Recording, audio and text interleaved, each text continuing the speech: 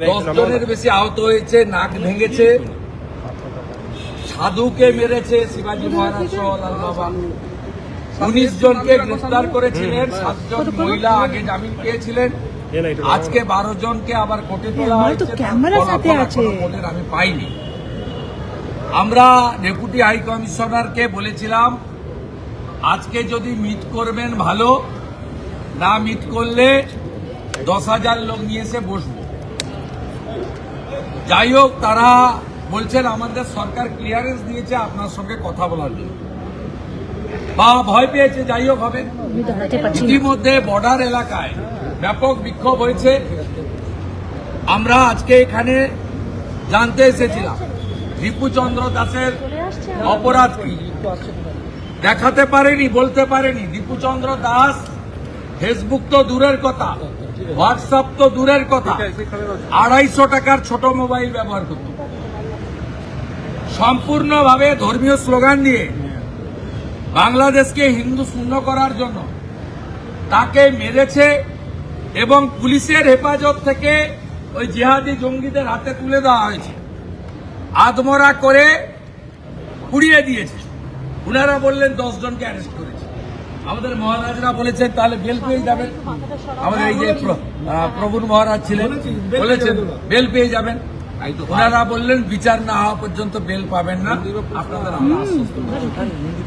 দ্বিতীয়, আমরা বলেছি মৃত্যুর কোনো ক্ষতিপূরণ হয় না।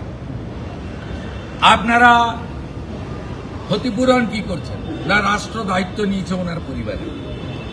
আমরা কি দায়িত্ব নিয়েছেন পাবলিকলি জানান, আমাদের নাইবা জানাবেন। আমরা পরিষ্কার বলেছি যেটা বন্ধ হবে কবে, বন্ধ হবে কবে, হিন্দু নির্যাতন বন্ধ কবে হবে। প্রভুরা বলেছেন চিন্ময় প্রভুকে কোন অপরাধে 2 বছর জেলে রেখেছেন, 1.5 বছর।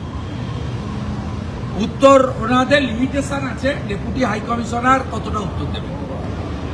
তবুও অনেকগুলো কথায় উত্তর দিতে পারেননি। সাধু সমাজ যারা আমার সঙ্গে ছিলেন আজকে, তারাও অত্যন্ত ব্যথিত কণ্ঠে বলেছেন যে এটা বন্ধ না হলে আমরা রিয়াক্ট করব। আমি উদাহরণ দিয়েছি, গাজাতে যে লড়াই ইসরায়েল করছে কেন? ইহুদিদের বাঁচানোর জন্য। ইরান সহ ইসলামিক কান্ট্রি প্যালেস্টাইনকে সাহায্য করছে কেন? যেহেতু প্যালেস্টাইন ইসলামিক কান্ট্রি, এটা ধর্মীয় কারণে। আমি প্রশ্ন করেছি বাংলাদেশ সরকারকে যে আগের প্রধানমন্ত্রী হাসিনা ওয়াজেদ রোহিঙ্গা মুসলমানদের কক্সবাজারে থাকতে দিয়েছিলেন কেন? মুসলমান বলে।